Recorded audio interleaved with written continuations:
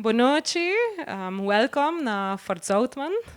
Contento de estar assim na hopi cara conheci, cara nang novo, grupo hopi variado de gente que a noite também para uma noite hopi especial para escutar tocante Aruba 2050 a vision for the future.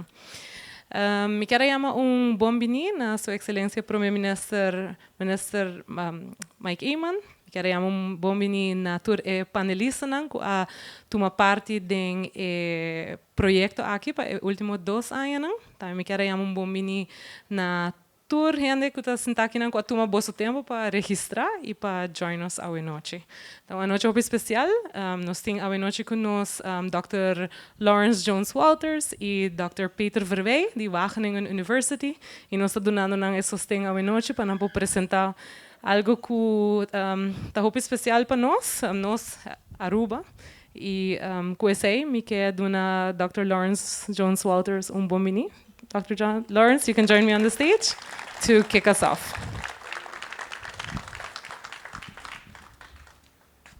Thanks, Adeline. Doesn't she look great tonight? I'm really happy to be here, and it's not the first time I've been on the island, but it is the first time I've seen so many great people here, and it's really nice. We're going to have a great evening, I think.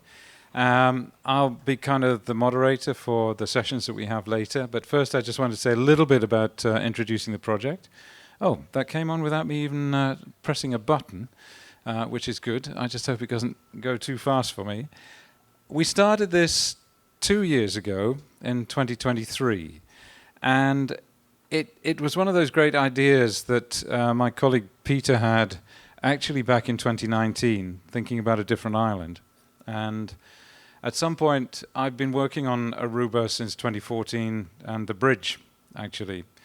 And I thought, yeah, there's more that can be done here. There's a lot of really enthusiastic people, motivated people. There's a lot of professionalism amongst the park and amongst the ministries, and a huge amount of enthusiasm amongst the stakeholders who are really doing great work. So let's come and do some research here, because I think you've suffered for not having that for a long time. That's my view. So Peter came, and with his team, I was a little bit of that team, and he's done the work that you will see here tonight. And I really hope that it is the basis for something, a starting point. We're Wageningen, and that's our campus, by the way. This was independent research, but it's funded by the Dutch Ministry of Agriculture, Fisheries, Food Quality and Nature. Luckily, nature is still in there. And the investment is called Kennisbasis, Knowledge Base. We had 60 projects in the last 6 years, and I guess I could say this is one of my favorites, if not the favorite project that we've done. Well, that's all I actually need to say, because next is going to be Peter. We know that nature is the basis for life. It's what supports us in life. It's a vital importance on the island, and Peter will tell you that, and people here believe that too. A huge proportion of people believe that. It's deteriorating globally and here for a number of reasons, but too many people, climate change, a range of factors, and it's really important that we look at mainstreaming nature in other sectors, because if we just look at our protected areas, it won't work. And I'm delighted to see your Prime Minister here tonight and his lady wife, and great to see you here. And I really feel an energy to do things and to move things in the right direction. So I think this can happen. So maybe it's good timing too that we're all here tonight and that we've got this report we can talk about. Well, we talked about collaborating. This was our research objective. Can we work towards a positive future for people and nature on Aruba? Can we design a commonly shared vision for the future? And I would say that this is your vision. We had the knowledge and some background and moderation of process and all that kind of thing, but this is yours. I can see people here. I was standing at the entrance, and when you were all coming in, that have been in workshops, that have been involved in this, and who really want to take it forward. That's enough from me. Let's go. Peter, tell us what you've been up to for the last 2 years. I spent enough money on it, so I should know. Thanks. Can I have the clicker as well? Great. Thanks. Thanks. It's really great to be here, to see all of you, to see a lot of familiar faces, but even more new faces. And to be honest, I'm really proud as a researcher. Often what we do, the work that we do ends up in scientific journals and is read by scientists, but here we really see a large society that's working with the research that we're doing. So what have we been doing? So what we've been doing the last 2 years is we did a lot of interviews with many of you. We did workshops, we did design sessions, we did household surveys. So we did this in many iterations. So we had a lot of contacts over here. With the things that we learned from the interviews, we went back home and started to look at what data can we find to support the ideas that you had. And we decided to do also a lot of field work on land cover, look into your policy documents. We used satellite imagery to do all sorts of analysis. And just to give you a small impression of the people that we work with, it's not important that you read all the names, but this is a mixture of names from people from Aruba and people from Wageningen University, because it's only us standing here from Wageningen, but there's a whole team back there as well with economists, sociologists, ecologists, many different expertise. And what I would like to show you is that it's people from nature conservation that we worked with, it's people from tourism that we worked with, from agriculture and fisheries, from culture, from the built environment, and all the rest. Next to these people that we worked with over the last 2 years, we also did household surveys. So this is a group of people on the left. The list is people that we worked with more often. And the household surveys, the households that we interviewed, we only did that once. But it's 800 plus households. So what it shows here is a map of Aruba, and the colors represent the number of people that we interviewed. Dark red means that's the most, so that's about 200 in North, all the way up down to San Nicolas, where we interviewed 100 people. But in total, 800 plus people. And what we came up with is this vision that we're going to present. Parts of it we're going to present. We started this work with inventorying challenges that Aruba experiences. And so challenges. And there's a whole list of challenges that we found. I'm not going to go through all of them. This evening, we're going to work with the top 3. So maintaining, enhancing and restoring nature, managing tourism, and population growth and urban expansion. From this, I'd like to give it back to you.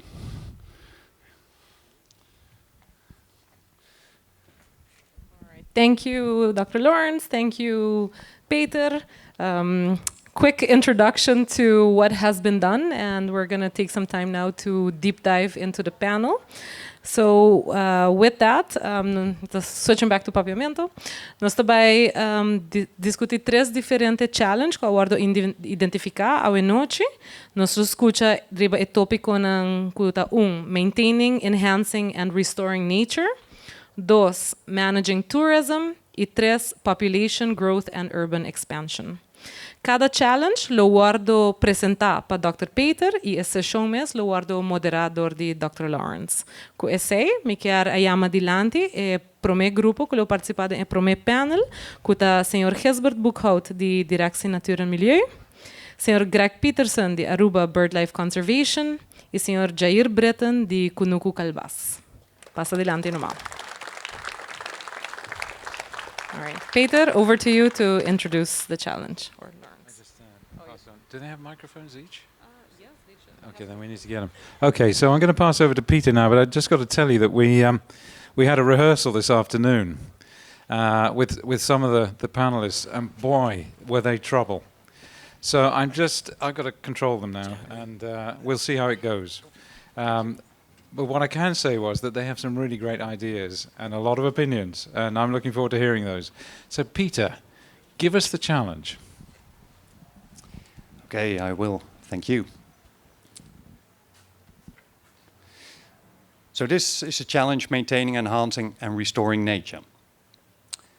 But first, let's have a look at what is nature on Aruba. So here we've got a map of Aruba, and there's the clear protected areas: Bubali, Park Nacional Aririkok, and Spaans Lagoon. This is clearly nature, beautiful.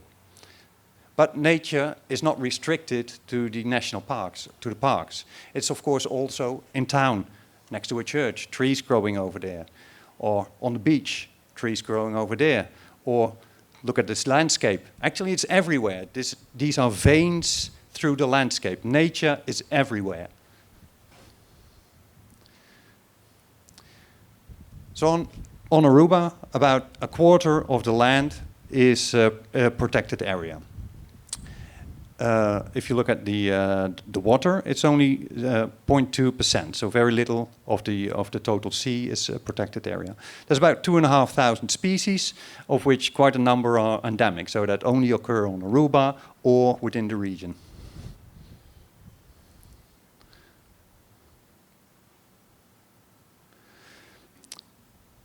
So one of the questions from the household surveys, you've seen this map before, is that we ask people on how they look at nature. What does nature mean to them?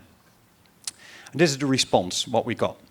So that's the perceived benefits of people on what it means to them if they spend time in nature. Well, on top, more than 25% said, well, it improves my mental well-being. So this is very crucial. So nature makes people feel healthy. It's a sense of relaxation, stress reduction, and it all goes all the way down to opportunities for recreation and leisure. But the most important one is mental well-being. So nature is thus very important to the people of Aruba. Now let's look at how nature is doing then, actually. Nature over here is under pressure by habitat loss and fragmentation, mostly as a result of urbanization, urban expansion. There's waste and pollution. There's invasive species, like the boa constrictor, free roaming goats, or lionfish. And there's climate change coming. It's already happening, but that's continuing. So what you can expect is that temperatures will continue to increase. This is a projection until 2100. And that rainfall will decrease, but there will be more heavy rains. And that will also put the system under pressure. Let's look at one of the state indicators of nature. This is coral abundance on the island. This is where coral has been measured. The red means it's very critical. There's here two small green dots which say, well, over here it's still good, but the rest is pretty bad. So what can you do about it? First of all, you should keep nature conservation as a priority. Keep doing that, very important. You're doing a good job, keep doing that. Another one is to strengthen nature outside of these protected areas. And this is what we call nature inclusive. What we did is we asked all the people that we worked with to think about what these nature-inclusive measures could be and where you could implement them. So let me give you two examples. They thought about reforestation. For example, in the city where you do green plots or you've got lines of trees. And primarily you do that because it's beautiful, it looks nice, it cools the city, it traps the water when it rains hard. So you get there's a decreased risk of floods. But it's also, if you plant the right trees, very good for biodiversity. It attracts birds, insects, all sorts of things. So that's what we call nature inclusive. It's something that you do in the landscape It's not primarily targeted at nature, but it does have a good effect on nature. One other example is rooftop water harvesting. So if you harvest your water from your roof on a household level, then you don't need to buy expensive water. You can use it to water your garden, grow your own crops, which is also healthy. You can have a healthy diet. But it also helps nature, as it doesn't flush down on the sand and take the erosion material onto the coast where it suffocates the corals. We've got lots of this type of measures, of these interventions, and we group them all and we describe them in one of the documents that will be handed out after this meeting. And what we found during all the discussions that we had is that, we found that you can do different groups of interventions in different landscapes. So what you see up here is a landscape map where you can do different groups of interventions. So here's an example of, in English, I would say the boulder scattered rural mosaic, but the group also came up with a papiamento name, Mosaico di Barranca y Piedra. I don't know whether I pronounce it correctly, but and so we made in the report, we made drawings of these landscapes, and we indicated where you could different types of meshes. And that's it for me. Over to Lawrence. Okay. Great, thanks. So the idea is we've got some of the stakeholders who are heavily involved in the production of the report here, and they all have opinions about this, and we're looking forward to hearing your opinions. But first I want you to introduce yourselves. Greg. I'm Greg Peterson from Aruba BirdLife Conservation. Thanks, Greg. Gisbert. Good evening. My name is Gisbert Boekhout, directeur Directie Natuur en Milieu. Thank you. Thanks. Jaim. Okay, I'm Jair Breton, a.k.a. Chubato, Kunuku Calabas, representing a legacy of Arubian culture of Kunuquero, Criadora de Bestia, representing powerful, healthy food. Thank you. And what we'd like you to do is, you've just heard the challenge in relation to maintaining, enhancing, restoring nature. It is a challenge. And Jair, I'd like to start with you. What's your impression of that, and what do you think you can draw out of that in terms of you individually, the organizations you work with, and the kind of forward direction that you feel from that? Let me make it very short and very clear, like what from our side of the community, most people maybe lost that view of a Kunuquero. We recycle the most, and from there we live with our local weather. We produce with the local weather, using and living together with your local nature, from reptiles, insects, local vegetation. It's a symbiosis. We live, we produce from that. If that's getting distorted and the pressure is on us, there is where our nature starts falling apart. Yeah. It's how we natives of the island live with our ambiance. So if I understand you, you're kind of nature inclusive ready already. That's what you do. That's the view. If it was good, why mess with it? Yeah. Yeah. And what happens, we try to make that impression, create that Aruba that's full of concrete, pavements. And if you take, for example, I will give our local economy right now, the present time, is tourism. It started 40 years ago. They saw those fences made from cacti. They saw the tranchi, all those fencing made with the stones, free roaming goats. And by the way, I really need to oppose feral goats. There are no feral goats on the island. They have owners. Goats, healthy goats, roam. That's healthy food walking there. And from history, all right, from history, Second World War, no ships, no planes, no food was landing. And generations grew up till the day of today with goat meat. Yeah. We had the pandemic. People got scared. we need to produce our local food, but living together with our nature. That's Boom. great. Bingo. And that's all part of that picture. Now, I mean, I'm sure Greg might have something to say about the goats, but first, first let's hear from Gisbert. You asked for the challenges, huh? Yeah, I did. As a department of the government making policy, our biggest challenge here in Aruba is a systemic detach of people actions. We are not united with a common vision, and that's why I'm very glad that we have a common vision on nature, and it gives direction where all of us can go in that direction. Another thing is that to make things work, and if it is in tourism or in education or building a road, you need to work together. Not only as humans, but also in the environment where the structure or the event or the activity or the business is conducted. So if you detach from nature, detach from the environment, one day it will come back. Like climate change, for years nobody thought about it, but it is accumulating and it will come back.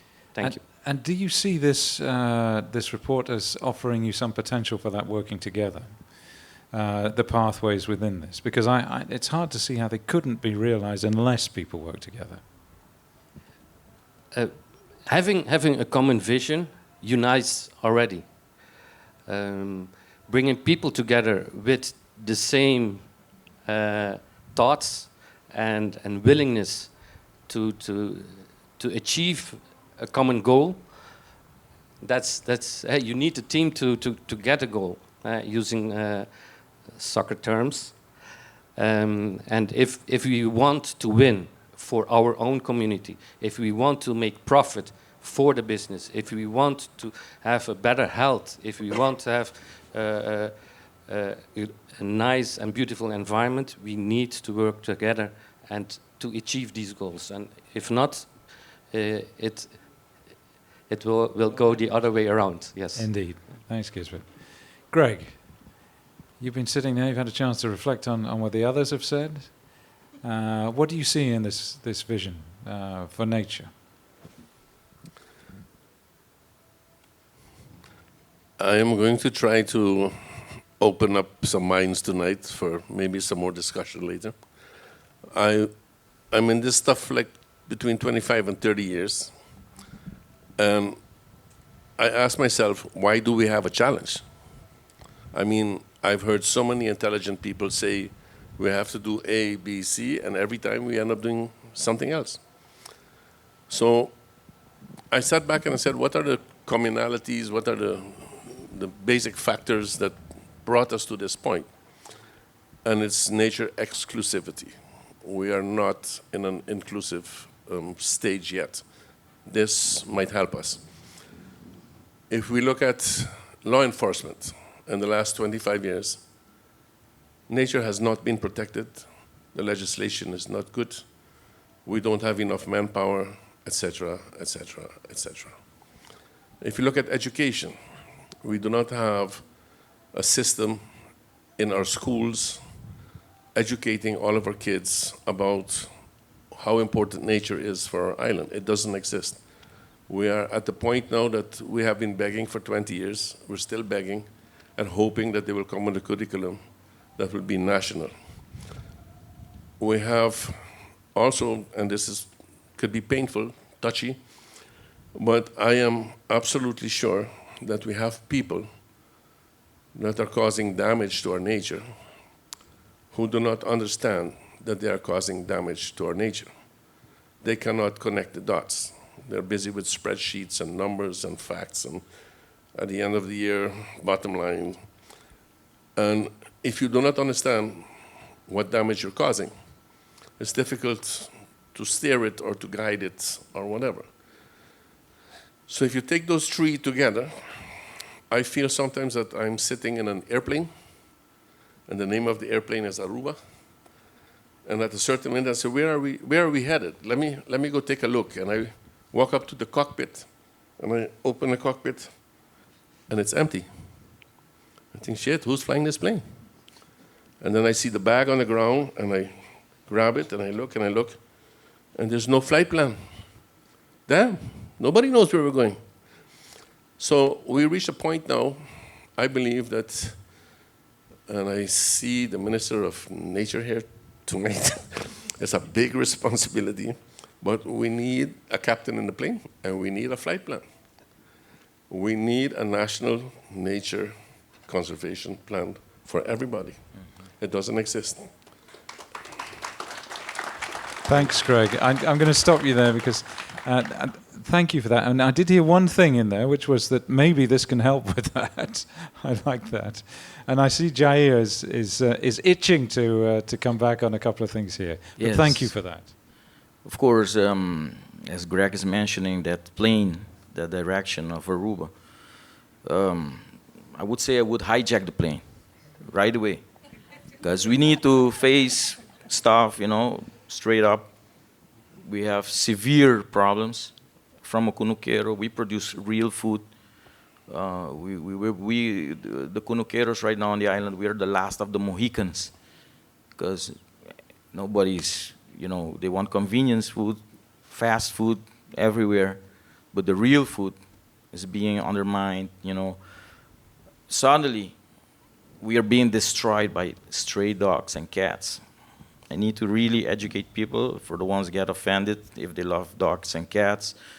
In Aruba, we don't eat dogs and cats. Not yet. I don't eat dogs and cats.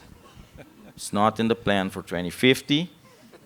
You don't see it right there. Educated people, educated countries, how did they thrive with very strong agriculture? Take Holland itself, history, the history of Holland. Where is the power and economy? Agriculture. United States. Everybody loves the dollars. It started with strong agriculture, real food. You get strong people, strong minds. Not weak people. We don't eat dogs and cats. Educated countries will dispose of them humanly. If it's a pet, it's your pet. If it's not a pet, it's a pest. One more time, we produce food, strong minds, strong people, educated people. Aruba is educated, so let's keep it that way. Thank you. Great. Thanks, Jair. Now, and I'm getting out of this, ecological literacy is something we need, so people need at every level to have some sort of understanding about that. We need more Cunuqueros, especially this one. We have to keep him, I think. Before we just go out, I think we've got time for one or two questions, but before we do, Gisbert, do you want to come in at this point? If not, that's fine. I can always... Yes, I would like good. Yeah, for a policy having a vision and taking other people or different people or groups that are left behind or are marginalized. We need all the people living on Aruba on board. If there is, I used to be search and rescue. If there was one people overboard, we go and get him or her. So if there is a Cunuquero or somebody else overboard, we need to have them on board. And there are, for policy, and that's my profession, we are talking about a vision and different landscapes. If we leave nature by itself, and that's not a part of inclusiveness, but the inclusiveness is nature where we live, where we work. And if we want landscapes that we used to have, zoutpannen, or as you mentioned, tranchis and tranqueras, and perhaps berreras. For those, I learned the word, but because I used to use the word geitenpad, goat road. A barriera is an artificial made by the goats. Now people are cutting the mondis, the tropical dry forest, for example, for the UTVs and other vehicles. But we used to have these goats and the donkeys doing this. So if we want to combine two things, we have lost certain parts of our culture, a cultural landscape. If you want to maintain that, and this is a session on maintenance, if you want to maintain, you have to put effort in that. And putting effort is combining the two things. Some people consider it negative, some people consider it marginalized. We can combine them and have a positive outcome out of it. And then we create a nature-inclusive result. Thank you. Thanks, Gisbert. That's great. So, got time for a question from the audience? Anybody like to pitch in? Yes, we have a hand there, conveniently in the middle. So, you'll have to pass the microphone. Please, introduce yourself as well. Good evening, everybody. My name is Rakim. I specialize in creating food forest on the island. But I have a question for Directie Natuur en Milieu, is that I've been pretty curious to know what is the process for getting a species protected, especially our trees, etc., etc. Because in my eyes, the quihi, even though a lot of people don't see it, the importance of it, it serves, it's as a pioneering species, it has its importance on the land. You know, the insects, fertilizing the soil, etc., etc. There's a bunch of other trees that grows underneath a quihi, and let's say what would be the process to protect the quihi tree? Thank you for this question. We never explained it, but it has a logic to it. We are governed by law, and the law which we have on nature protection is in Dutch the Natuurbeschermingsverordening. In this ordinance, in Article 4, land, the minister representing nature or has the responsibility on nature can come with this landsbesluit. Sorry, I will use quite some Dutch. And the species who can be listed should be either, and then in English it's easier than in Dutch, because in Dutch it's bedreigd, and in English it's or threatened or endangered.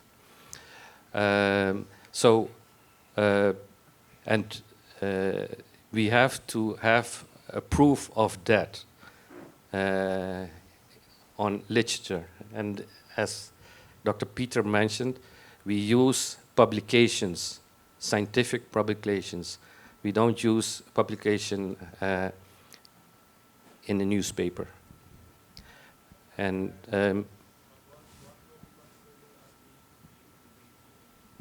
so the question was, what would you consider as being endangered? The population is endangered, threatened. Endangered is farther, closer to extinction than threatened. Threatened is it has a population big enough, but endangered is smaller and either by human intervention or by a sickness or by, for instance, a storm. A population can be wiped out. It's about the category of the amount of species that are on the island that make it for Aruba threatened or endangered. I think probably that's as far as you want to go with that right now. Yeah. Otherwise, we'll dive down into too much detail, I think. Okay. Thank you for the answer. I can only. I see another question over there, which we can take. But I would like to say that I appreciate you bringing up the issue of trees, because one of the pathways that Peter identified there was actually tree planting, reforestation. And that is clearly one of the pathways that is offered by the bottom-up process that everybody, I think, would like to see better tree cover. And if I'm just speaking as a kind of outsider, but if you are worried about a tree, start growing it, start propagating it, make it available for people to plant. And if you have that opportunity, do it, please, I would say. And now is the time. Let's have a question over there. We got one in the middle, another one in the middle there, and we got one over here first. So we'll take that one first, and then we'll take this one, and then and quick, short answers, folks. Yeah. Short answers, please. My name is Mild. I'm a nature enthusiast. I have a question for DNM. We are talking about legislation, but and about people being on board. We need everybody to be on board, but a lot of people are not going to be on board because they just don't think about it. What are the plans for enforcing? If you know what I mean. Enforcing legislation. Oh, it's a pity to hear that never everybody is going to be on board. The one who are here and does not want to be on this ship, please don't breathe, because the air you breathe is from nature. So, and I would like to hear droppings. What I mean is, eventually everybody should be on board. If you want to live, if you are alive, if you want to eat, if you want to enjoy nature, if you want to work, not only in the tourism sector, but also making documentaries and so on. Indeed, legislation is one of the instruments. Making people aware, education, or being contagious about nature, it's another way of education. Just like this event is also needed. Indeed, enforcement of legislation is also a need. And it was another pathway, actually, that was identified within the report, is that people would like to see more of it. And it's not an easy pathway. I'm going to ask Jair to come in at this point. Yeah, no, that's fine. Yeah. Let me drop in very quickly, and let me be very sharp. We don't need laws. You can do it. Use your common sense. I will accentuate again. Domesticated dogs, feral dogs, stray dogs, domesticated cats, stray cats. Make a research. Take your smartphone. If you're an irresponsible owner, human being on this island, realize how much damage that does to reptiles, birds, plants. Not even let's touch the sensitive, for we are the agriculture and small cattle. Be responsible. That's your part. Trash.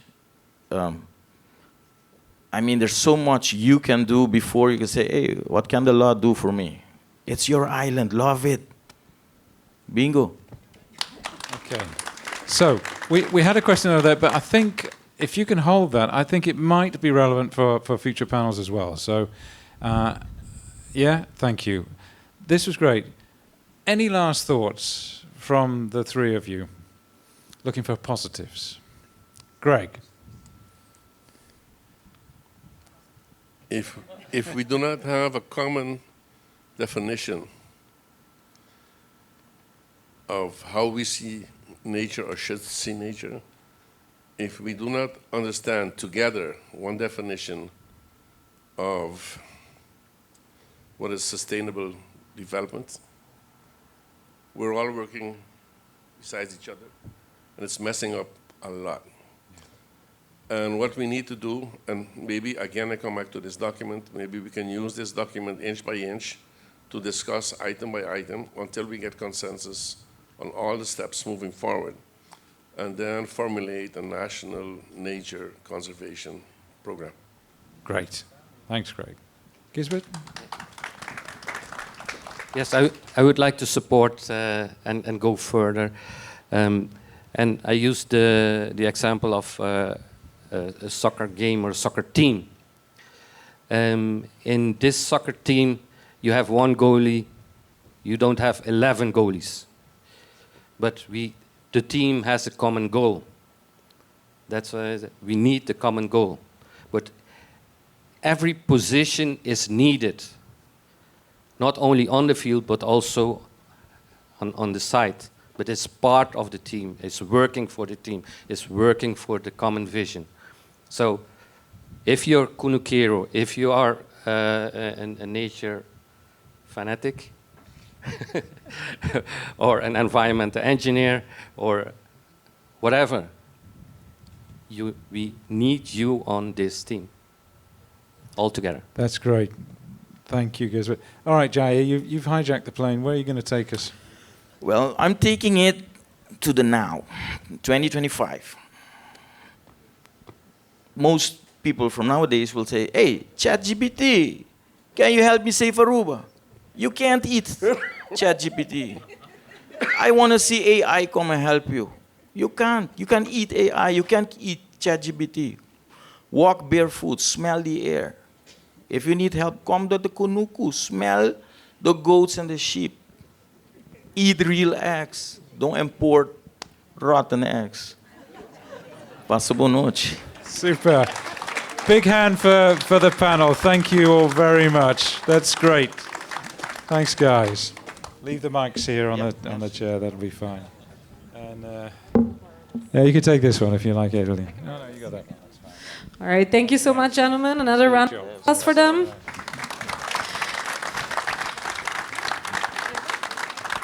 Okay, so we're now going to move to the second panel discussion for tonight.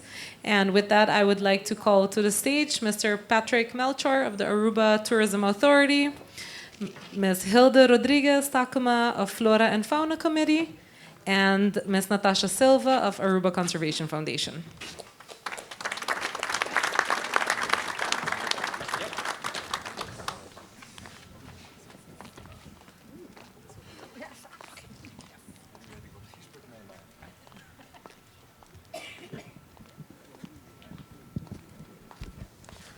He needs a microphone. That's what he's saying. I can lip read. So be careful. Okay, great session. Let's continue to the next challenge. That's managing tourism, and show some facts. Most tourists coming here, about 83%, come from North America. GDP contributions of tourism. There's about 30% of GDP is from direct contributions from tourism, 60% of indirect contributions. So for the GDP, tourism is elementary, I would say. From the household surveys, we found that 25% of the households have tourism as their primary source of income. 76% of the households respond that they believe that tourism leads to a high cost of living, especially in North, that area, but see it as slightly positive overall. So they see a downside in tourism, but still it's slightly positive. Okay, some facts, some more facts. Here's two graphs of tourism development. This one is from tourists that fly in by air since the 1950s. And you see that it's going really upwards. It's speeding up. You also see that there's a drop in the COVID years, but it's not in this graph, but we know that it's already on the same line. So it's still on the same line. Cruise passengers, you get the same image. So since the 1960s, it's going up, speeding up as well. It's not a straight line, it's speeding up. We also looked at where the hotels and holiday rentals are located. So on the left-hand side, you got Aruba with the blue dots. It's mostly on this coast over here. That's where the hotels mostly are. You see them on different places as well, but most of them are over there on the coast. And the blue and the purple dots are the holiday rentals. And they are spread all over. I also plotted the yellow lines. That's the borders of the ROPV, of het landelijk gebied, as it's called in the ROPV. We were just curious whether there's also holiday rentals or hotels in the landelijk gebied. Yes, especially over here and over there. It's mostly holiday rentals. This area, there's hardly any yet. Then we did a study using social media posts, and we looked at all the photographs that were posted on social media. So there's mostly a lot of tourists that do that. Can also be people from here, but a lot of tourists do it. And that's all the photographs that you see. That's the spatial pattern. Every dot is a photograph. There's a lot of them. You can see that there's a lot on the coast. Here you see a couple of them which is in the park, and it really follows the road, so they're taking photographs from the road. And we also looked at what they were photographing. So most of the pictures are from houses, streets, persons, or food. Yeah, that's what they photograph. And there's some on the. There's also a large part from the coast, seascapes, partying, and wildlife and landscape. So natural landscapes and wildlife. That's about a quarter of all the photographs.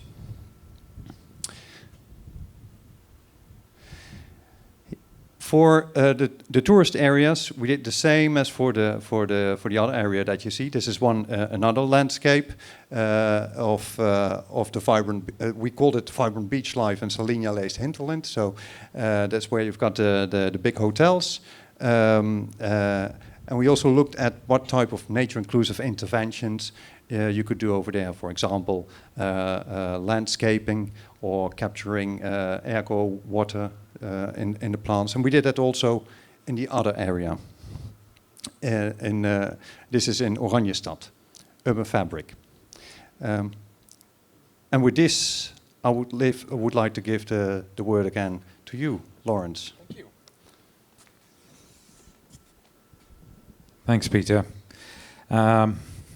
Okay, some of that's pretty obvious, but before we go into it, would you like to introduce yourself, Natasha? Sure. My name is Natasha Silva. I'm the Chief Conservation Officer at the Aruba Conservation Foundation. Thank you. Hilde.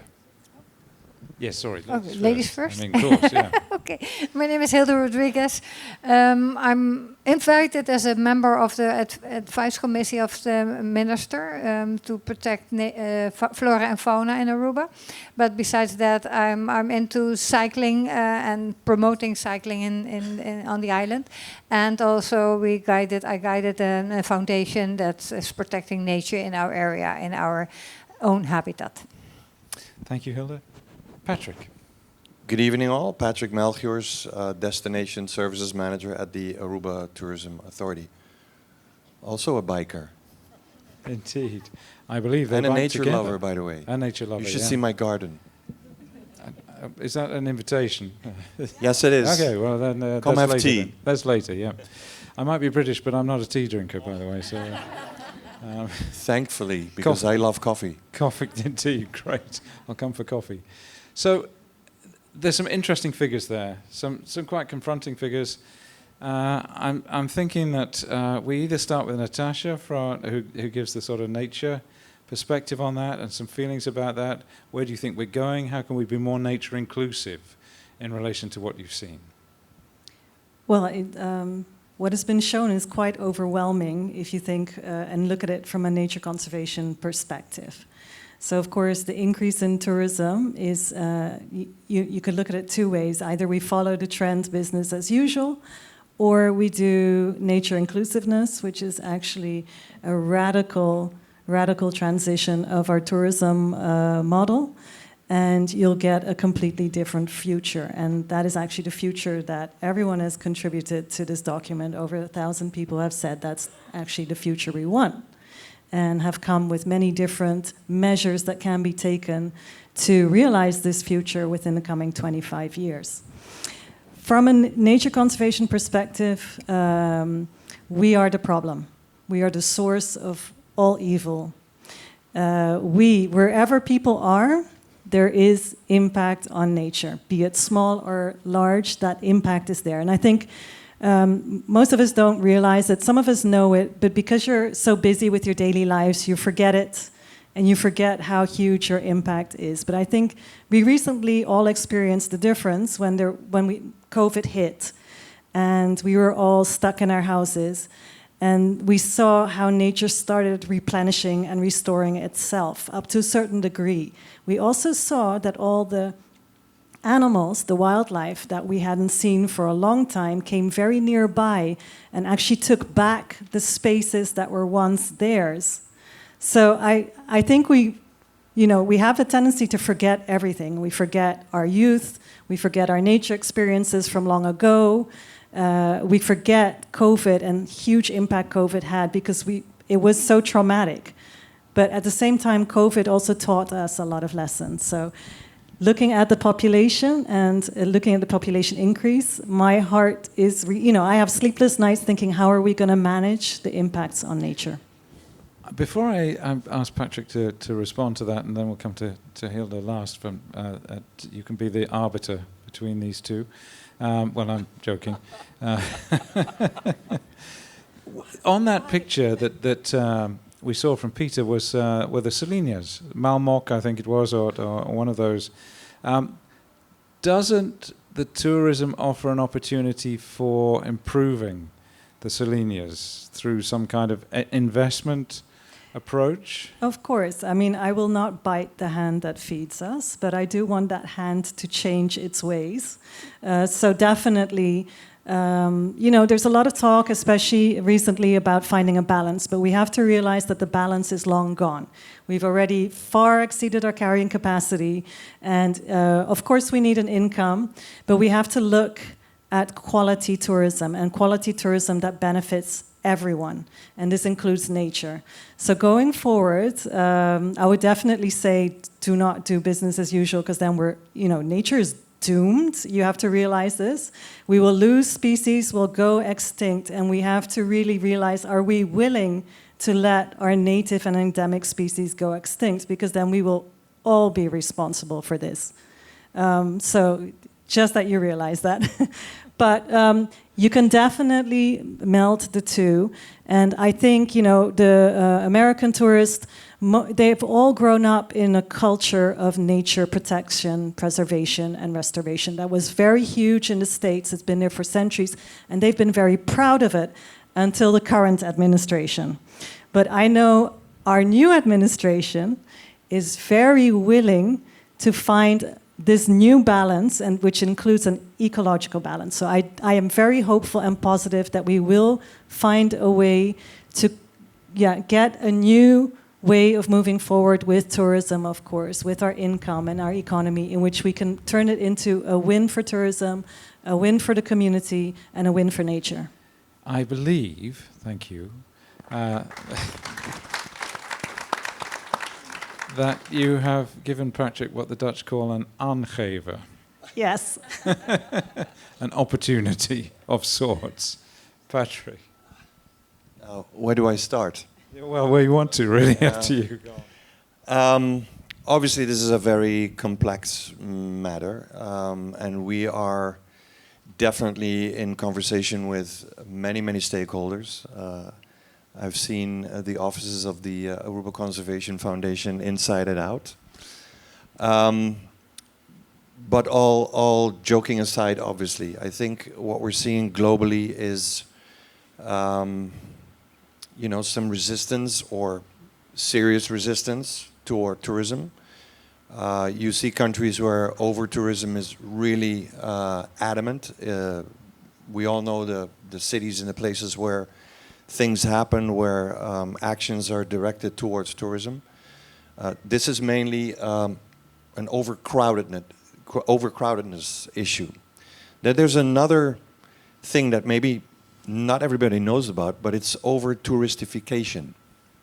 Now, over-touristification is when tourism takes over your cultural aspects, your urbanization, anything that you do, your economy, and maybe as an island, we're somewhere there, over-touristification, because, you know, everything is leaning towards tourism.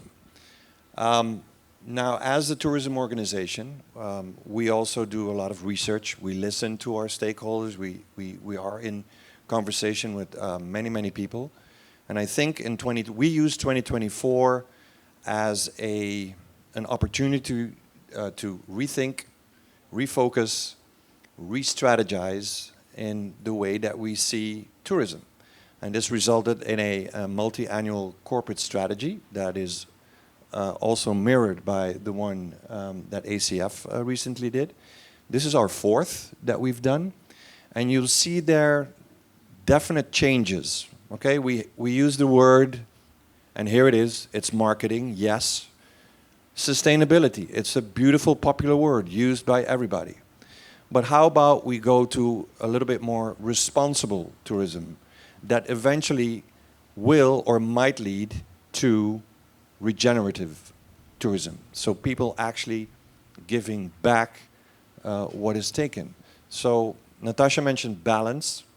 And that's where it is. Where is the balance? How do we try to find that balance? There's huge demand for people to come to Aruba and enjoy what it is that we provide.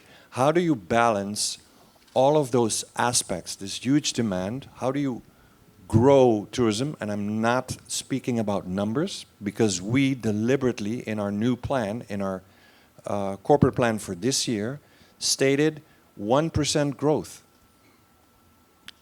That's volume. And we used to have double-digit growth. So we also are realizing that these numbers are not necessarily the ones that we seek. We seek more quality. Yes, we use high value, low impact. It's maybe considered a marketing term, yes, but we do seek and we do try in all of our actions to involve all of the stakeholders, be nature inclusive. We're not there yet at all, and we realize that. So we are looking forward for the longer term to say, okay, what steps do we need to take? And a 1,000-mile journey starts with one single step. As the great Chinese philosopher said, thank you, Patrick. I think I've got questions in my mind about how much do you want that, and you know, what's the ambition to achieve that. I'm not going to ask them now because I want Hilda to reflect on what you've heard, but you recreate on the island. Sure. You've been here a long time. What do you think about a nature-inclusive future for us? Because I think there's a sort of platform for that here. I'm sure there is. What I think that we have to educate the tourists who are coming to Aruba what's really to be enjoyed.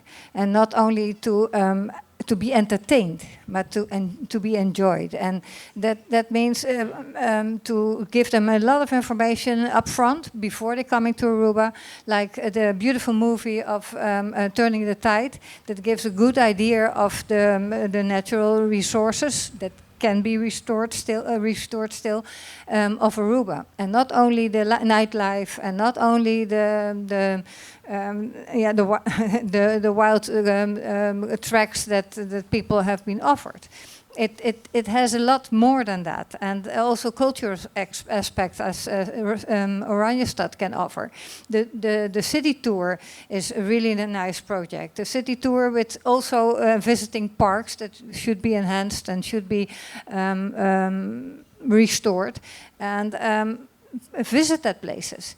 It cannot be maybe at 12 or at 2 o'clock in the at noon, but maybe on other hours. And it should be an education of the tourist, and not coming only for the sentencee and the cocktails. That's part of it. But we have a culture and we have nature to be enjoyed. Great, thank you. So I hear that there's a culture, potentially amongst American tourists, to pay. That's what I think I heard. Maybe to put something back. You said that you want them to put something back. I spoke to regenerative tourism eventually. So we're looking at being more responsible. So we've developed, for example, the Aruba Promise, which means that we ask and we communicate with our guests that you're coming to our home, you're coming to our house. Please make sure that you treat this as a guest. You are a guest in our house. So there's a tendency, and just remember that we are a marketing organization. So it's a way of speaking to your guests in a certain way, that to educate them also that hey, we have a certain culture. We have our way of doing things. Yes, we are the most hospitable island country in the world. This is why people come here. This is why they enjoy coming to Aruba. But please respect certain boundaries. And I was going to say one more thing, but I forgot. So I lost my train of thought. I'm sure we can come back to it. Oh, yes. I'm sure we can come back to it. So I'm hearing 3 pillars here of rewilding Aruba, maybe. The turning the tide that Hilda mentioned, which is the coral restoration, and mangroves. And mangroves, yeah. So coral, mangroves, and seagrass. Actually, that's the sort of the Holy Trinity. And then I'm hearing something about reforestation. That's your second pillar, and maybe the rewilding of the Salinas is the third pillar. All supported by a vibrant and restorative, regenerative tourism industry. Okay, I'm not going to ask you to come back on that, because we had some questions. There's one there, but also the gentleman who was in the middle there. Now's your chance if you want to come in. He's gone. Oh, he's over there. Yeah, would you like to just ask your... Then we'll come to this one here.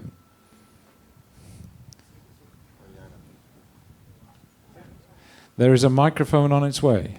Yeah. Here it comes. And there it is. Sir. My name is Sylvain Goedgedrag.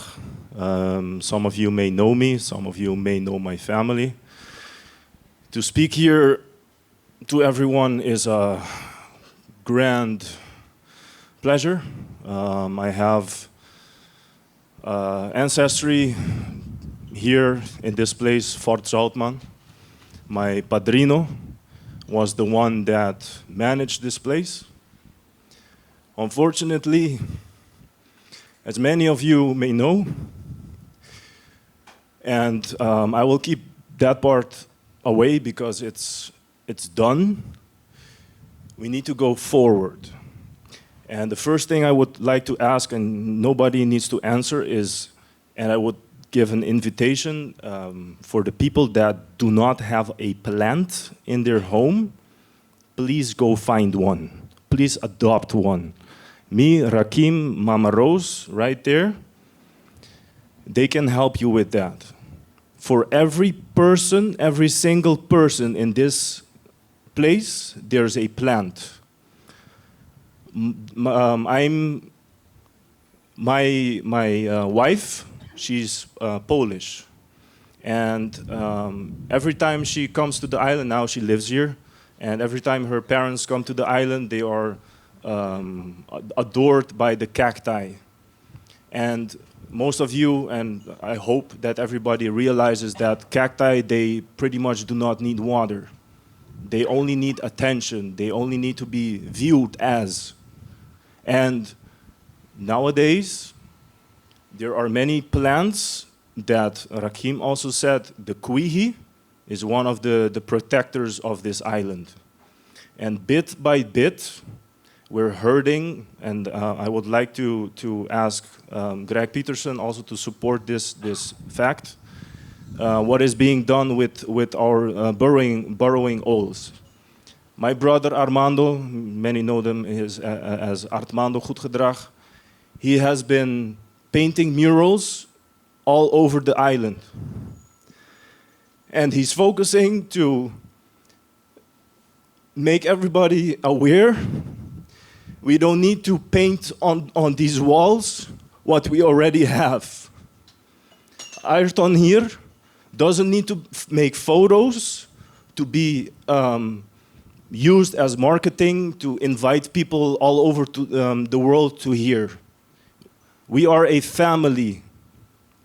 The island of Aruba can carry a lot. It has carried a lot. It can carry a lot.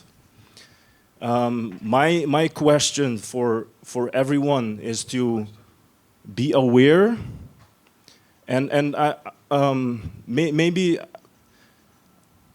I'm just gonna share this because I'm open to share this with everyone. On the 28th of May, I had a 3-day psychosis. My brother knows of this. We've gone through hell. My background, I studied VWO. I went to the Netherlands. I was supposed to study at Wageningen Universiteit, but I wanted to become a swimmer. I wanted to become an Olympic swimmer. But I ripped out one of my shoulder stuff. I couldn't swim anymore. I said goodbye to that world. I became a father of 2. They are 11 months apart. And I'm here as a father. I'm not supposed to be here. I'm supposed to take care of my daughter that is having an ear infection because it's too warm. Armando sent us a photo of today. Today it was 35 degrees. It's getting too hot. And all of these, everyone that is listening right now, because I don't want to scream. There's no use to that. I became a master in biomedical sciences. I wanted to look under the microscope. I wanted to understand everything. I wanted to understand everything so minute and so little. I studied at Radboud Universiteit in Nijmegen. I lived in Arnhem, a very beautiful place in the Netherlands. It's it has a diverse nature. And I studied at different places. Yeah, careful. Keep going. I studied at different universities to study CRISPR-Cas. For the ones that do not know, CRISPR-Cas is a genetic. Can I take place? Yeah, if you wish. Yeah. Now, I think what I'd like to take out of this, because I see your pain, and thank you for sharing with us. You made a wonderful offer, that there is a plant for everyone in this room, and in this space. And I think that is marvelous, and it certainly fits in beautifully with what we're doing here. I really hope that the regeneration that we're talking about in the island is something that you can also feel. I really appreciate you being here now. One last thing? Yes, please. Yeah, one last thing. So in the end, I studied as I was a student, and every time I wake up, I'm a student to become a clinical, board-certified clinical nutritionist. And so I help people with chronic disease. I'm very dependent on, and I was tired of telling people you need to go to Curandero. For the people that do not know Curandero, it's a supplement company together with Nature's Discount, is I was tired to realize that we have so many plants on this island, and many people have definitely here know of them. We've lost that knowledge. But the one thing I want to say is what I stopped working on in August, and in September my parents for 2 months they were afraid of losing me. And from September to November, I went to Respaldo, and I was afraid of that place. I was with people that had schizophrenia. They couldn't speak.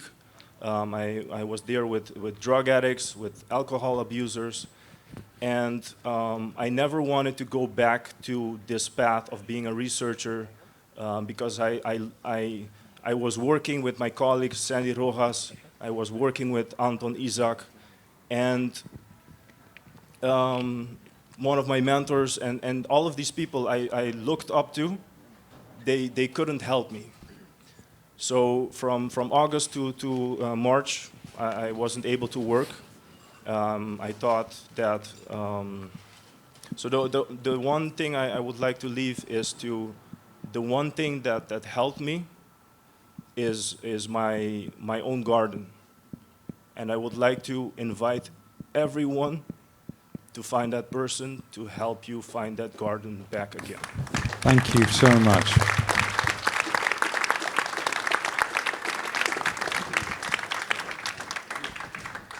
Thank you for that. And I think we move on now.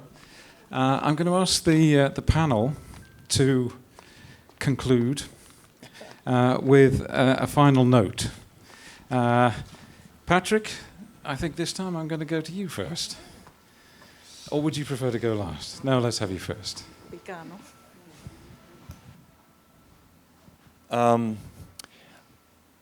In my view, I mean, obviously we've contributed to this beautiful document because we also believe in a common vision and in, let's say, sharing that vision outside to everyone.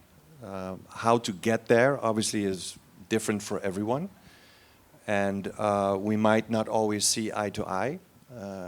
We represent quite a big chunk of the Aruba economy at the moment. 83%. Thank you. Or more. And you know, this is not to sound arrogant, but change, again, it takes a while. And we're not opposed to any change. We would like to manage as well as good as we can. We might not always see eye to eye with the organizations, the other organizations of the world or the stakeholders, but we do believe in moving forward because we also believe eventually, in the end, in the benefit of our people on this island. Excellent. Thank you. Hilda. Yes, I have a good example that we can work towards something positive. Do we all remember that we got 15 plastic bags when we went to the supermarket, and sometimes you throw them away, sometimes they fly away, and then you have to search for them, or they get stuck in the cacti. No, we all bought ourselves shopping bags, and you don't see any thin plastic waste anymore. And that's a big advantage, and we managed to do that, I think, in 2 years. So it is possible. Thank you. Yes. Natasha. Yes, so I would like to thank Mr. Goedgedrag for his very personal and emotional story that I think is really good to remind us all how healing nature can be. And we already saw in the statistics as well that nature is considered as an important part of your well-being. We forget that we are connected to nature. We forget that we come from nature. We forget that our ancestors were one with nature. We've become so disconnected. And it's really important to come connected. Another thing is, it's been named before, ecological literacy is super important because we forgot all the knowledge for example, of the medicinal plants, but many, many more knowledge that we've lost, that perhaps our grandfathers and grandmothers do still have. So talk to them and get this knowledge back so it can live forth in the next generations as well. We undervalue our culture, we undervalue our nature, and it's a real big shame because we should be really proud because we are so special. Our island is so special. So, yes. Yes. Thank you. And I have one last thing, if I may. Last word. So Patrick and I often quarrel. So I'm gonna do another one. So Patrick is very careful, wants to do very slow change and go from responsible, then to regenerative. Don't forget this vision is 2050, so we only got 25 years. And we all know change is difficult. It's not easy. When you change, you have to give up something, but you will get something in return. And sometimes that's a bit scary because you can't see the horizon. You're leaving on your ship, but you don't know where the port is. But we can, with this vision, make the ports visible and also even have the sailing routes to them or the flying routes with our captains. So I would say, let's not do it too careful and too slow. I would actually go back to what Lauren said earlier this week and go for a radical shift. And that means now and especially the coming 4 years. So let's not sit on our butts, but get into action. Yeah, let's do it. Yeah, go on, Patrick. Are you on the last She one? wants me to quarrel. She now challenged me, but I'll remain quiet. Well, you did have the last word, though. Let's have a big hand for this this panel. Thank you so much. And yes, indeed, thank you for that young man for reminding us of that connection to nature and reminding us that we are all vulnerable and we need friends and help, and that nature can help to support us in that. Okay, we're not exactly running to time. I'm quite relaxed about that, but that doesn't mean that we shouldn't be running to time. Yes, we're actually slightly behind, but I think everybody's quite engaged and quite interested, and this is just bringing up a lot of very important topics that we are all commonly very passionate about. So we're going to head on over to our last panel of the night. And with that, I would like to call to the stage Ms. Natalie Maduro of Santa Rosa, Mr. Clifford Rosa of Stichting Rancho, Ms. Isabel Dammers of Directie Infrastructuur en Planning, and Mr. Gregory Fangafat, representing hydroponic farming in Aruba.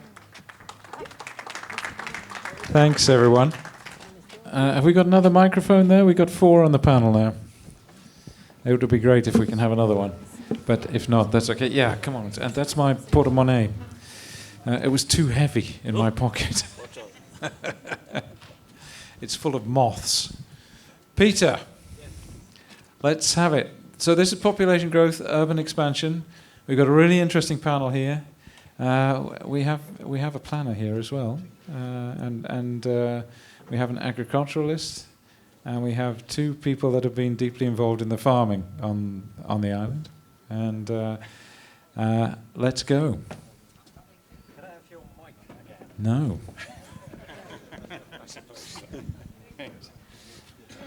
Okay, great. Last challenge for tonight, which is about population growth and urban expansion. So first I'll be showing the numbers from the last 100 years. So this is what the population did in the last 100 years. So there's a steep slope when the oil industry came up, was a bit stable afterwards, then you had rapid tourism growth, and that's what resulted in this population.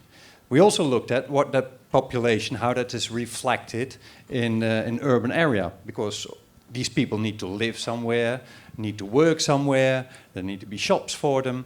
So that also meant that you had a similar increase in the urban area. So we had all these old maps and we looked at where the urban areas were and how big they were. This is the same trend and it follows that one. We also looked at how does this look spatially, because this is just a graph, a bit abstract, but how does that look spatially? So here's 2 maps, and I recognize that they're a bit bleak on the screen. This is a map of about 100 years ago. This is a current map. of the Oranjestad area. This is based on recent satellite imagery. The important thing here is that red is built up, red is built up. So this area, in only 100 years, it completely changed.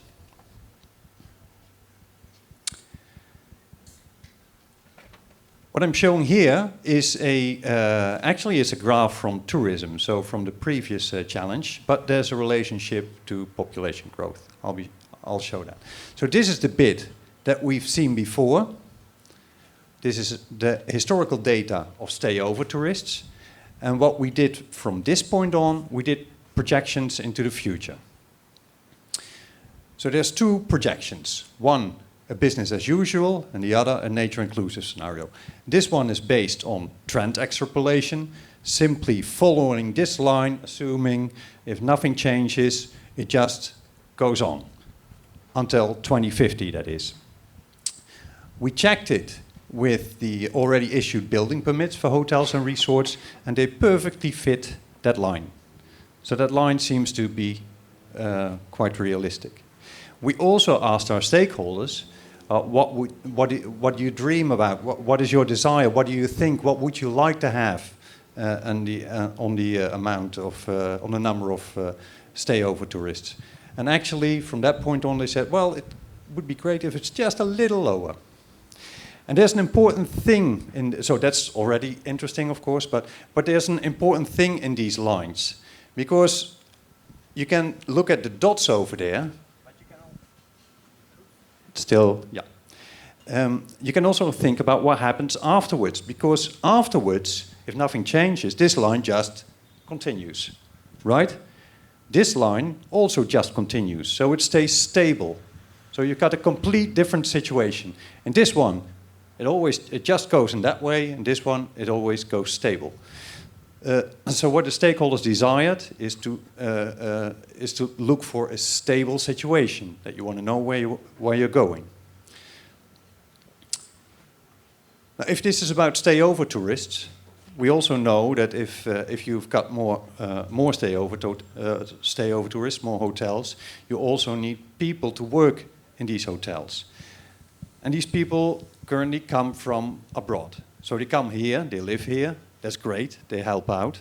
But they bring their families, of course, their wives or their husbands, their children. So the population will increase a lot more. We looked at what that would mean. So if you look at the average size of a house or the average size of a hotel, what does that mean spatially? And how? And we drew different maps of this situation and of that situation. So here's the two maps. This is the business as usual trend, and this is the nature inclusive one. I'll just highlight a couple of the differences. So, of course, a very big difference is the build-up area. To be honest, I had quite some difficulties allocating all the build-up area within the current ROPV plan, the Ruimtelijk Ontwikkelingsplan. We really had to fill up all the green spaces in the city and a lot of almost also all the spaces in het plattelandgebied. Just to be able to house that in 2050, that is. Another big example is the vegetation, corals and mangroves. That's of course a lot more over here because here we put a brake on the growth, on the population expansion, on the growth in tourism. At the same time, we're also implementing all these nature-inclusive interventions. So that means that nature is thriving in this scenario. Of course, in the hills, also in the Rooie, on the islands, or if you look closely, actually everywhere. So there's a green interweaving everywhere. We also have agriculture and horticulture developed in the nature-inclusive scenario. It's just down at the hills over there. And in, how do you call this area again? It's Savanetta. No, it's not Savaneta. It's where the old San oil Nicolas. industry is. No, the old, just... Mutuku. Cerro Colorado. Yeah, the refinery. The Thanks. refinery. Thanks, Thank you guys. very much. Man in the pink shirt. So, the idea behind this area is that it's more very nature-inclusive farming, so a lot of syntropics in that region and a lot of old Conuco farms. Very little insecticides and pesticides because that would damage the nature areas over there. But you can have more intensive and more modern ways of farming in the old refinery area because that's a closed-off area and there it doesn't damage so much then. And the last bit, which is really a big difference between the scenarios, is that in this one we do water retention. Water will become less. We've seen that in the climate projections that I've shown. And you want to store it, capture it, and store it whenever possible. So everywhere you do rainwater harvesting and capture. And that's my story. That's Back to great, you. Peter. Thank you very much. Okay, we got one extra now, so I'll take this one for now. Let's go from Gregory onwards. Ladies first. That's very kind. Natalie. He's a little bit shy. He's a bit shy. Good evening, everyone. I'm Natalie Maduro. I'm with Santa Rosa, the Department of Agriculture. Great to have you, Natalie. It's Thanks a for coming pleasure down being tonight. here. Lovely. Isabel. I'm Isabel Dammers, and I'm a surveyor, land surveyor from Origin, and for the last 15 almost years, working at the Department of Infrastructure and Planning. That's great. You're the right person to have on the panel for now. Clifford. Okay, I'm Clifford Rosa. I'm the chairman of Stichting Rancho and doing preservation of heritage in downtown in Oranjestad and the Olders neighborhood Rancho. That's great. Thanks. Gregory. My name is Gregory Vangevat, and I'm owner of 297 Farm, hydroponic farm. Thank you. And because of we have Isabel here for a reason. I would like you just to reflect on what Peter just told us, and really the question for me is, how do we achieve nature inclusive in the context of what we've just seen and in terms of the spatial planning? Do you think it's feasible, and if so, how do we get there? I think today I'm the happiest person in the room. It's a good thing that we have our spatial plan with regulations since 2021. This year we have to start with a renewal of it. The basic principle of our first Aruba was to build with nature. We have been working together with Gisbert. There's still a lot of work to do, and that's why we're both looking in the direction of our captain. But with this document, I think we have set the fertile ground on the right moment for change. And in that, I second Natasha, that we shouldn't be afraid to make drastic decisions to lead to faster results. The pressure is there. The biggest challenge that we will have with the population growth, it will be growing for some time still, is to give all space requiring actions of the growing population a location in the ROPV. And in that same line of thought, you need to be very frugal about how you use the space with further urbanization if you want to cater the needs of all demanding space. And if you want to do it in a nature-inclusive way and catering the individual demands, it's challenging. But seeing how things can be achieved when you work together, even under pressure, I still remain very optimistic, because we were there with the bridge issue, where we knew each other. That's where we first met. Yep. When the bridge came and the mangroves were gone and there was a big drama, and look at Parque Spanslagoon, as I proudly call it right now. It was a hectic, fast, hardworking period for all those involved, and look at the result. Every time I drive through there, I'm like, look at my work, teamwork. And that's where we need to head. We need to work together also on the department levels, form liaisons, and as Mr. Jair Britten said, and Mr. Fungafat is also going to say just now, we need to listen. And that's a challenge. That's a challenge that we need to acknowledge. That's great, Isabel. Thank you for those optimistic words. Natalie, yes. Over to you. Well, urban farming, I have seen it back in 2014 in Washington, D.C., where they made from desert cities into lush cities. Yes, Aruba is arid, and yes, it doesn't rain that much, but we can do so much more in creating that. An example that I can give is when I was growing up, going to school, for example, all the schools, we used to have big trees where we used to lunch underneath them. And yes, there was some asphalt, but I remember back then they used to have these pavements. So when it rained, the water would go through them. I hate asphalt. It's hot.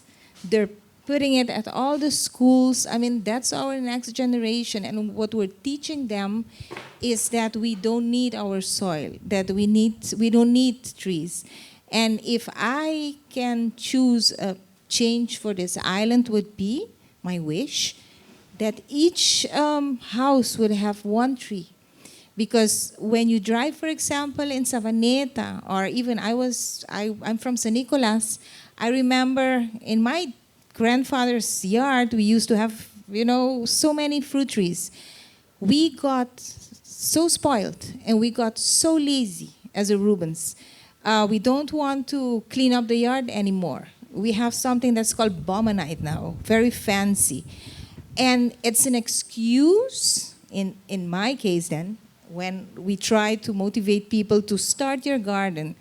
No, I can't, because I don't have soil. And it shouldn't be that way, because, you can plant in pots. But my point is, if each house can have one fruit tree, or even a local tree, that can help. If we stop trying to mimic what we see in Miami. I was living in Miami back in 1995, and as I was coming to Aruba, I kept telling my mom, why do we have so many junk foods?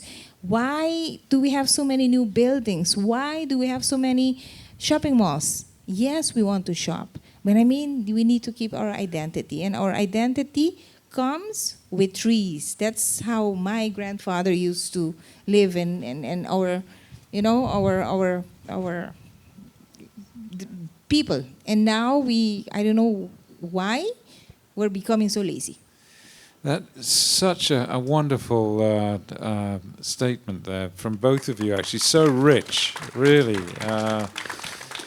The importance of soil, fantastic. And the importance of trees, one tree per household. Well, wouldn't that be fantastic? And a bit of soil visible in the ground. Now, we got two farmers here, and you need land to farm, and you also work the soil. Who of you wants to come in now? Clifford, yeah, come on. Yes, to just clarify, I'm not an ordinary farmer. Yeah, I guess we are in the urban area, and we try to do urban farming, and that is just an idea to keep something that is traditional. There's most of the household in Oranjestad, Madike and all that part, you will see all that type of trees, you know. So we did a mapping, and that was before the pandemic already, that we know what type of trees do we have. Old trees, because that is the part of those fruit trees. It's not just in days or weeks, there are years to grow before they give fruit. So that's why that's one of the part. And then the pandemic came up, and then how do we make our own food? So that's why we start with a small gardening process in our rancho facility. And then the idea to come up with something different, we start with urban bee farming. So that's why we can say, yes, we are part of the farming system, because we have the first urban bee farming, and we produce honey. So that's something that was not normal, because in the urban area, getting bees, all that problem that it might bring it in. But we saw honey, so we was really happy. But we have a pressure, because we still in the area that you don't have enough space to do farming. So that's why we need to reset our mind to see how in different spaces that we have in downtown, what we can do with this. So I see this coming back in this report, so it's something nice to experience. And Clifford, do you find people come to you and say, how do we do that? Do you get people who want to do the same thing? We had some people, because the interest when the pandemic came in for farming was from 10% till 80%.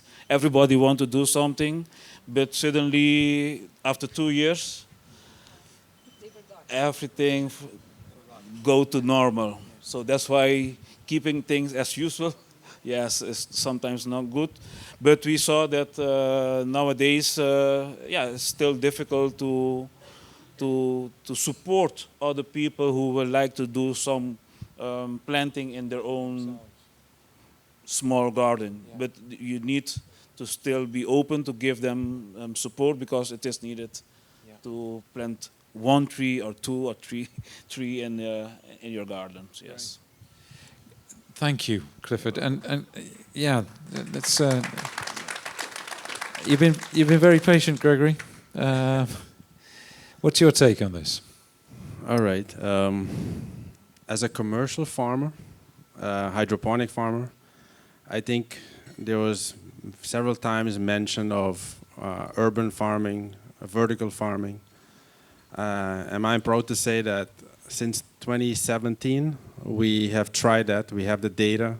We have brainstormed the idea to utilize areas in the urban sector to create food, because at the end of the day, we all want to eat as healthy food as possible.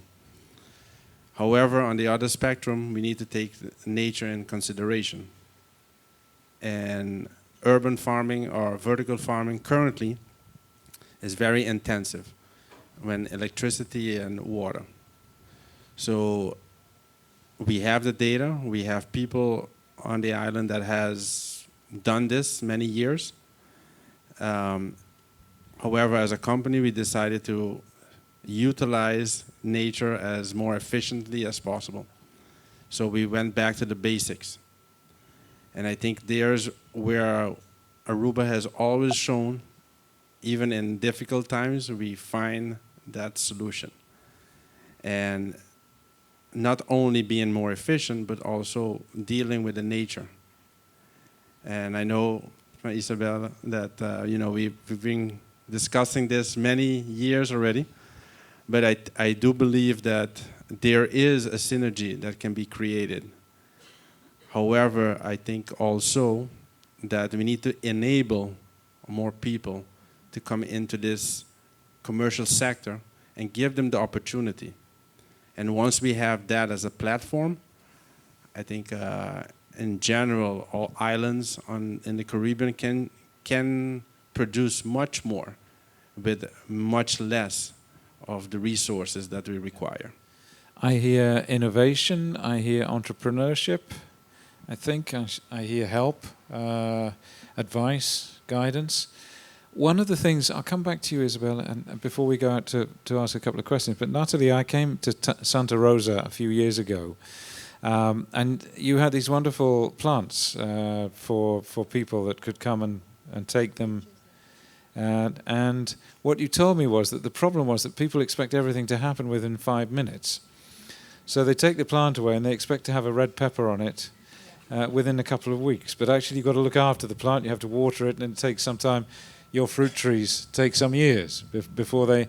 So how do we get over the instant gratification that society now wants when it comes to trees and plants? One of the solutions was crafted trees, which helps because you get fruits earlier. But education is crucial.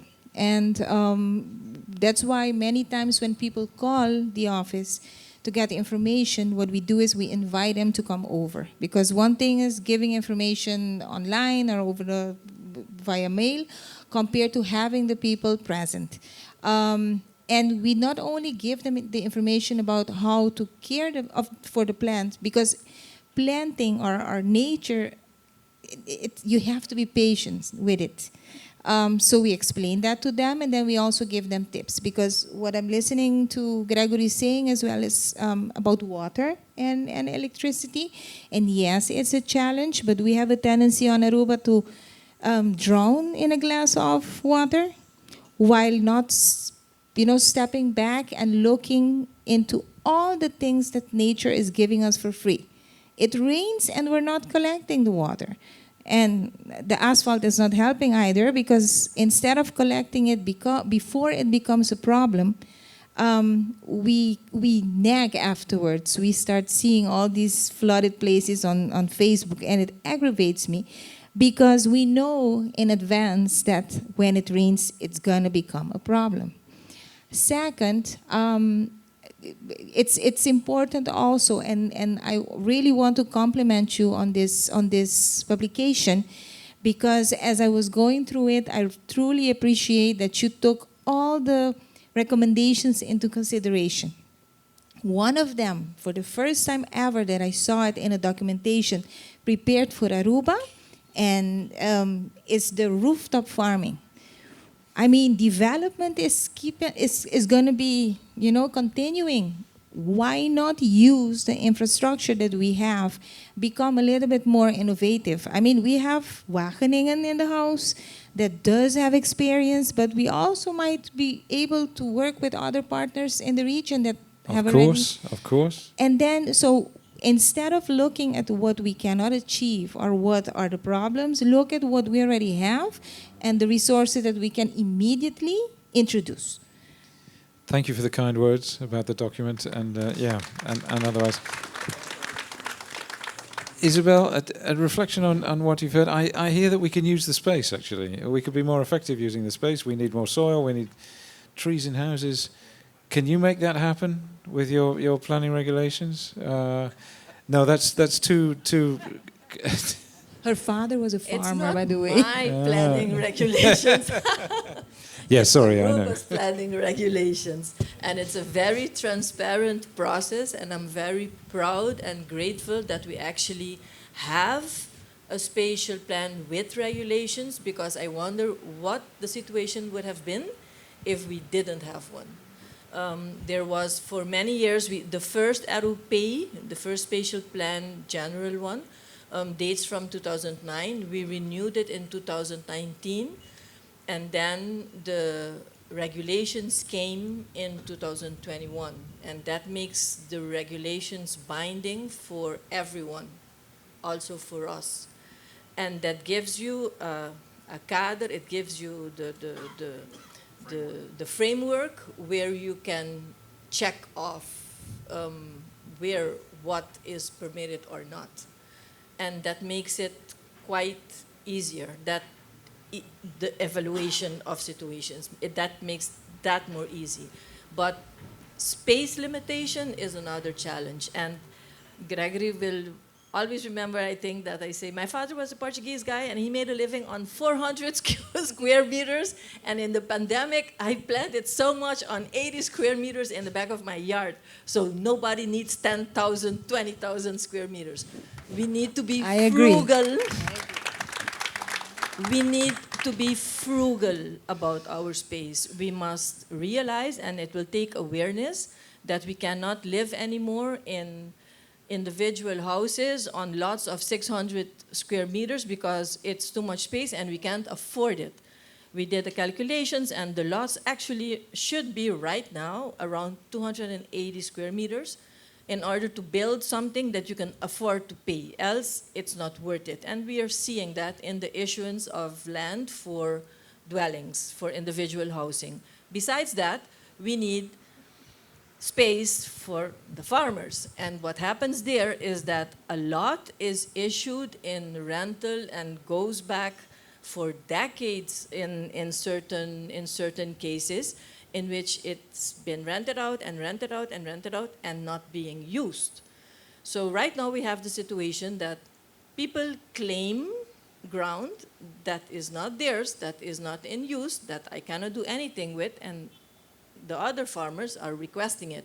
So it will require drastic measures, and I think nationally that we put one line, we say, per now, per a certain year, we pull back all rental land and come, and if you're claiming rights, if you're really using it, we will reissue it, and that will free up available land for new issuance in the areas for syntropic farming and for other kinds of farming.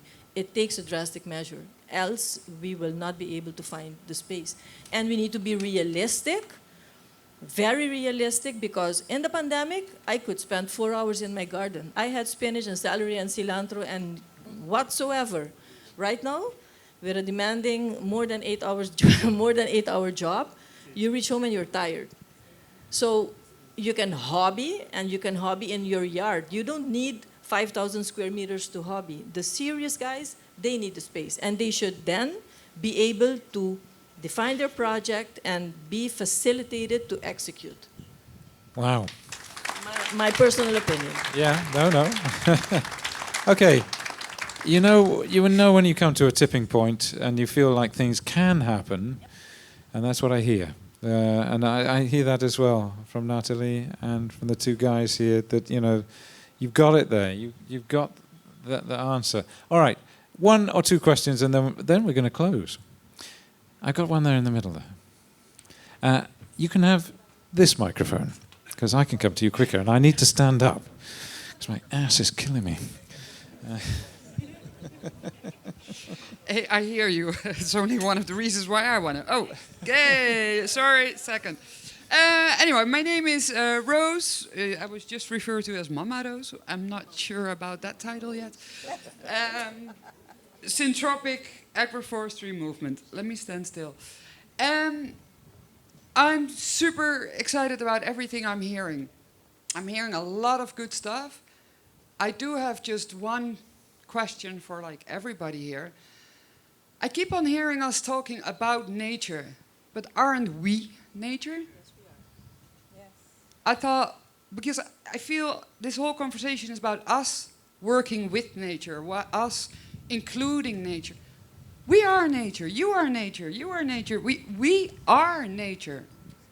And once we start realizing that, then we're not working with nature, we are nature, we are in it, we are taking care of it like it's your mother, it's your daughter. I don't care who is most important to you, but you are it. You are part of it. And I thought that was really important for me to say and to understand for everybody, because once you start to understand that, then you're gonna take care of it. It's you that you're taking care of. It's not we want to make the beaches nice for the tourists to come. No, you are the beach. You are the tree. You want to take care of it, because that tree is providing that oxygen that Gilbert was saying that you are breathing in. If you're not taking care of that tree, there will not be oxygen. Food doesn't come from farmers, and that's rich for me to say, because I'm very much into the agriculture sector here. Food doesn't come from farmers. Food comes from taking care of land, taking care of nature. Nature is the provider of food. Take care of nature and you will be able to eat. Do we need mass production? Sure. Can we use hydroponic farmers? Sure. Do they need land? Do they need agriculture land? I'm not so sure. I think a hydroponic farm can easily be done on concrete because they don't need agricultural land. Take care of yourself, take care of nature. Take care of yourself, realize that you are nature, and everything goes by itself. Thank you. I'm very happy to see the Prime Minister here. I'm very worried that the others are not here. I hope they got an invitation. Did they? Thank you. Well, we do have a special guest. That is true, and it's wonderful that he's here with us tonight. And I've seen one more question at the back of the room. I'm getting my circulation going. Nice to see you. Hello. Hi, everyone. I'm Desiree Merencia, and I'm representing Banglanta y Planta. And also, I guess I can also speak in the name of Bukuti Tara Preservation Park. Like Rose said, we are nature. We are a big group who really want to work on reforesting. And I'm happy to say that we have more than thousands of plants already planted around the island, our native plants. And we are getting more and more people asking us. So different associations, departments. I even saw we had the Department of Nature and Milieu and Nature coming over to help us plant more trees. One of the reasons that sometimes people don't want to plant trees, or especially mini forests or such, is that sometimes they worry about the expenses. In Aruba, we put a lot of attention to the farmers, and I'm very glad and I'm very happy that you guys are getting the attention and also the support. But also, we, the people who are reforesting and are not producing fruits or vegetables, we also need the support. And I'm talking now about water, among others. Because like when we approach places, like for instance, right now we have a cooperation with YMCA. We have the one in the Côte, and now it's going to be in San Nicolas. They have opened the doors for us. Biblioteca Nacional, they have opened the door for us to plant different native plants on the territory.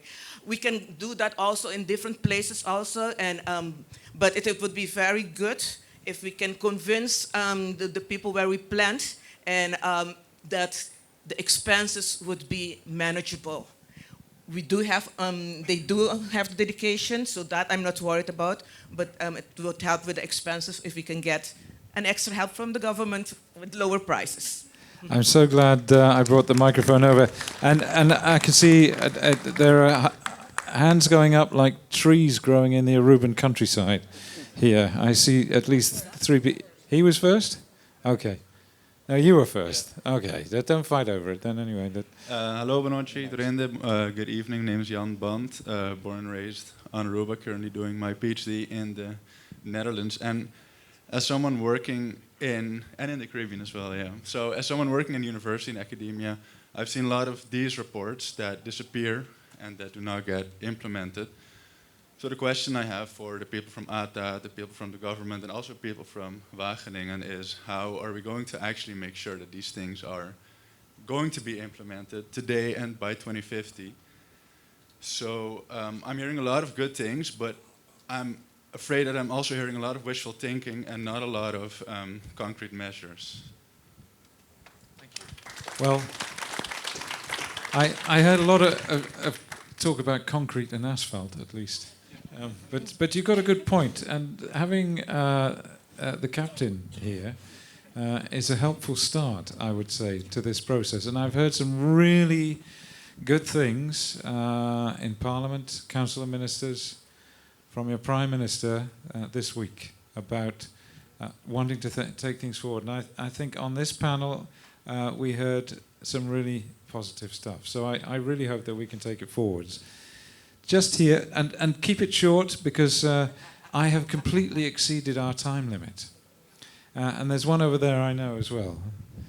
So, it's going to be long. Is it going to be long? Yes. You sure? Yes. Okay, then thank you. You can tell me afterwards. No, it was. That was for her. Yeah. Okay. Well, thanks. That was very kind of you. There's one more here, and then I'm going to go over there, and then we're going to close it. Oh, you had enough. Yeah. Okay. All right. Then I can see that hand over there, and that's what we're going to have next. That's Oriana, I think. There you go. Thank you, Lawrence. Hit You it. already announced or introduced my name. I'll keep it short. So we had questions on how do we work on instant gratification. We had questions about resource scarcity, and so regarding water and energy needs for farming, and population growth and built-up area. But the most important thing that connects all these together is actually culture. So a culture of instant gratification wasn't the thing that my great-grandmother knew. My father also didn't really know that one, you know. So I grew up not necessarily focusing on instant gratification. Yet today we see that that is a thing, you know. It's a trend in our culture here in Aruba. And so perhaps we should also have those doors open, right? That culture is a means to push this vision forward. Of course, informing people about this vision is great.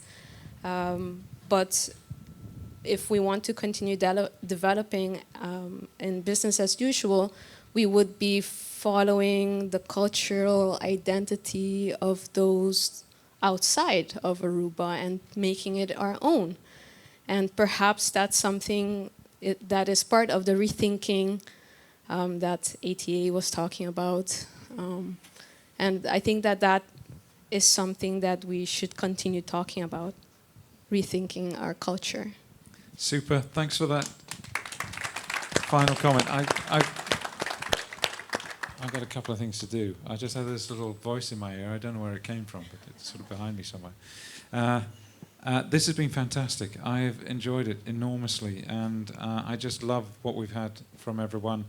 Can you just give our panelists a huge round of applause, because you've done a fantastic job. I won't ask you to close. I think you've said some great things already. There is one person in the room who'd like to say a few words as well. Shall I hand over to him, or do you want to hand over to him? All right, thank you, Lawrence. Thank you, everybody, for your patience. I know that we're quite over time, but we're looking to wrap this up. That's my fault. That's okay. I take You're the blame. forgiven. All right. I'd like to invite His Excellency Prime Minister Mike Ema to the stage, who would like to say a few words after tonight's discussion. Thank you very much, ladies and gentlemen, friends, Lawrence, Peter. We are really, really impressed with all we heard this evening.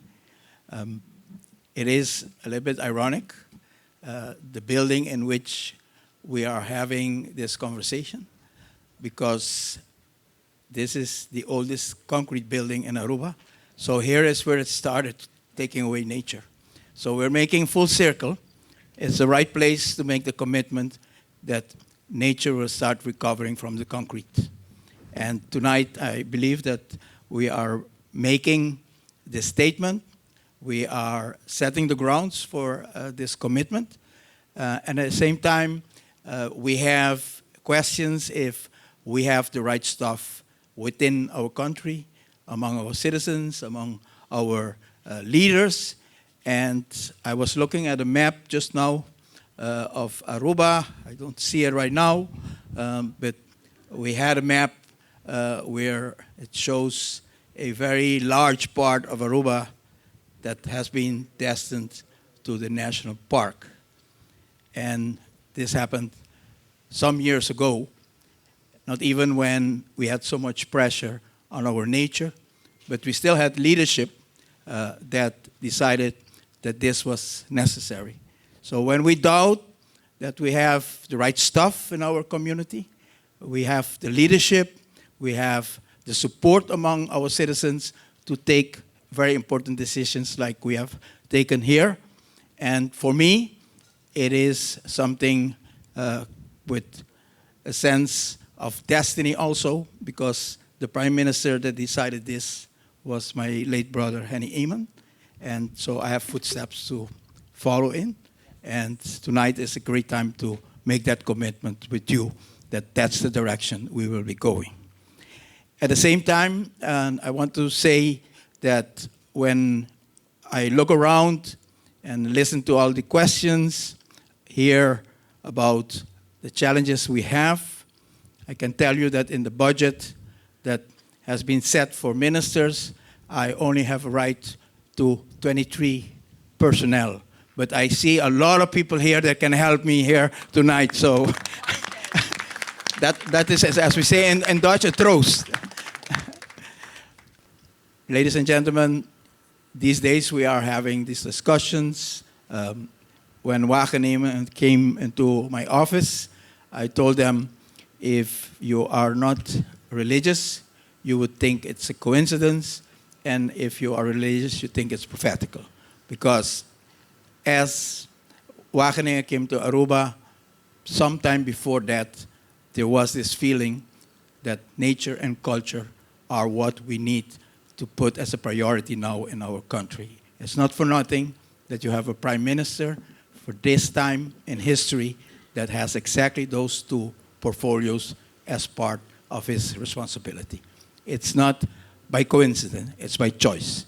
And that choice might give you some sense of comfort that we might find a captain to lead us on this mission, and together with you make about what all of us really are here aspiring. Thank you. And maybe a short anecdote. When we were passing through COVID, like many others passed through, my wife had cancer, and we had chemo also going on. So we were in double lockdown in our home. And so we were looking more at our plants and trees and in our veranda. And in a plastic container at the bottom, we found a baby cactus. Holding on, not even on sand, but on the plastic, and with some maybe connection to some dirt, but holding on to life. We nursed it, we set it in a good pot, and now it's 57 centimeters high. So as Mr. Goedgedrag said, we all found certain sense of purpose in planting and taking care of our plants. So let's start there. We have a great concept of what we need to do, and the government also is accepting its responsibility with regard to this direction.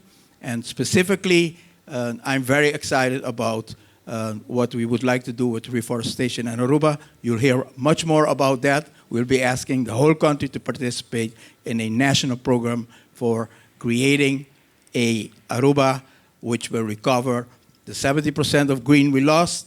We want to recover a great part of that 70% back. So we'll ask you all to be part of this reforestation program. We will be developing it together with Wageningen, together with our experts in Directie Milieu. We will be working closely with Tyson and his whole team and everyone else that has been showing all of your hearts and souls to put into this green Aruba. Masha danki, and I don't want to make it political, but I think we need to really balterkos.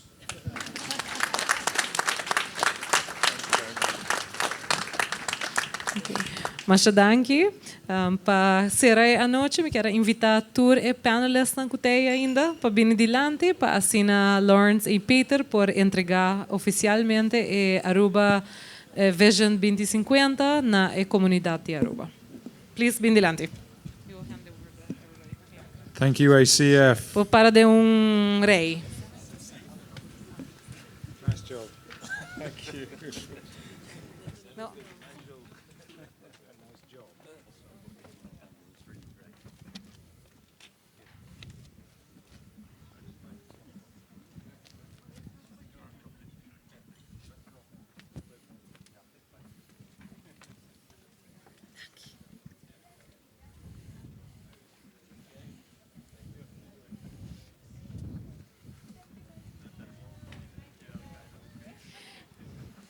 me quero tomar um momento aqui para informar a gente que o prometo você vai, você também turlo haya cópia de Aruba 2050 Nature Inclusive Vision e também está disponível riba a website de Aruba Conservation Foundation, que está acf.aw, para estar que download digitalmente ou compartilhar.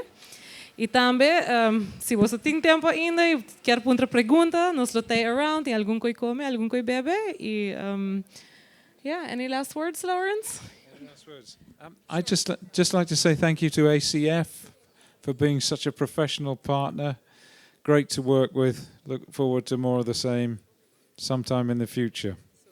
Okay, yeah, and thank you. Thank you. Yeah, take a group picture. Go stand for a picture. Yeah.